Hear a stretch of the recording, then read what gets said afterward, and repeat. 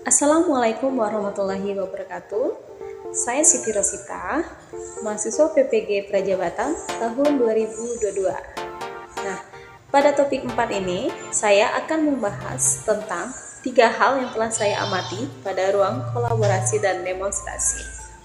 Saya akan mengajak diskusi yang pertama tentang identifikasi kasus-kasus aktual terkait lingkungan kelas yang mendukung ekosistem pembelajaran. Yang kedua, mengidentifikasi kasus-kasus aktual terkait lingkungan kelas yang kurang mendukung ekosistem pembelajaran. Yang ketiga, mengidentifikasi tantangan dalam menciptakan lingkungan kelas yang kurang mendukung ekosistem pembelajaran. Materi yang pertama, yaitu lingkungan kelas yang mendukung ekosistem pembelajaran. Nah, dalam proses pembelajaran, lingkungan belajar itu sangat berpengaruh terhadap kesuksesan proses pembelajaran di kelas. Banyak cara yang dapat dilakukan seorang pendidik dalam menciptakan lingkungan kelas yang mendukung ekosistem pembelajaran. Nah, untuk mencapai lingkungan kelas yang dapat mendukung ekosistem pembelajaran itu sendiri, kita perlu mengetahui cara-cara yang harus dilakukan. Nah, cara-cara apa saja sih yang dapat kita lakukan untuk menciptakan lingkungan belajar yang mendukung ekosistem pembelajaran? Cara pertama, yaitu keramah tamahan yang ditunjukkan oleh guru kepada peserta didik. Nah, hal ini dapat membuat peserta didik merasa disambut dengan baik. Peserta didik pun merasa sangat dihargai keberadaannya, sehingga dalam kelas pun mereka merasakan pembelajaran yang aman dan nyaman. Yang kedua, keramah tamahan yang ditunjukkan oleh peserta didik satu dengan yang lainnya. Nah, dengan adanya sikap ini, peserta didik pun merasa bahwa setiap orang di dalam kelas saling menghargai. Mereka dianggap memiliki kesetaraan sehingga tidak merasa dibeda-bedakan atau didiskriminasi. Cara ketiga, memberikan rasa aman, baik secara fisik maupun psikis.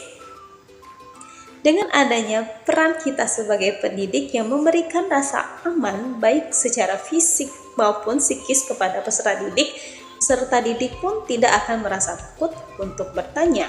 Peserta didik pun tidak akan merasa takut apabila mereka belum memahami materi yang diajarkan. Atau peserta didik tidak akan merasa tertekan pada pembelajaran yang kita lakukan. Selanjutnya, adanya harapan bagi pertumbuhan peserta didik. Nah, setiap peserta didik itu memiliki kemampuan yang berbeda-beda. Semua pertumbuhan, seberapa pun kecilnya, akan layak untuk dicatat dan diperhatikan oleh kita, seorang pendidik. Nah, pertumbuhan masing-masing peserta didik ini adalah sebuah perayaan dan pertumbuhan satu orang anak tidak akan lebih ataupun kurang berharga daripada yang lainnya. Selanjutnya, adanya keadilan dan bentuk nyata. Mungkin seringnya kita mendefinisikan keadilan di kelas sebagai memperlakukan semua peserta didik itu secara sama atau secara rata. Namun pada hakikatnya, adil itu adalah yang berusaha memastikan semua peserta didik mendapatkan apa yang ia butuhkan untuk tumbuh dan sukses. Jadi kita ingat lagi ya, bahwa seorang Ki Hajar Dewantara pun berpesan kepada calon pendidik ataupun kepada pendidik agar menuntun semua peserta didik sesuai dengan kodrat alam dan kodrat zamannya. Pada materi kedua, lingkungan kelas yang kurang mendukung ekosistem pembelajaran. Dalam proses pembelajaran, pendidik pun kadangkala menemukan situasi lingkungan kelas yang kurang mendukung ekosistem pembelajaran. Nah, situasi tersebut membuat pendidik merasa harus mencari solusi untuk menanggulanginya. Nah, untuk mendapatkan solusi yang tepat, kita sebagai pendidik harus memahami seperti apa sebenarnya lingkungan kelas yang kurang mendukung ekosistem pembelajaran. Penjelasan saya selanjutnya ialah tentang faktor yang mempengaruhi lingkungan kelas sehingga kurang mendukung ekosistem pembelajaran. Yang pertama, baik pendidik maupun peserta didik kurang memiliki rasa hormat terhadap satu dengan yang lainnya. Keramah tamahan, saling menghormati merupakan salah satu bentuk cara agar pembelajaran di kelas menjadi kondusif.